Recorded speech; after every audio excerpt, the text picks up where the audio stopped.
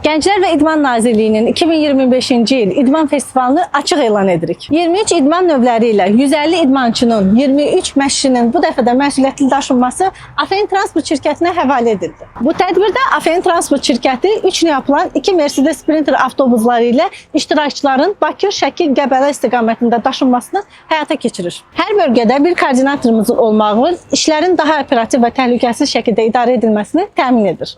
16 noyabrdan 23 noyabra kimi avtobuslarımızın xidməti bu tədbir üçün davam edəcək. Bu istiqamətdə idmançılarımıza uğurlar arzulayırıq.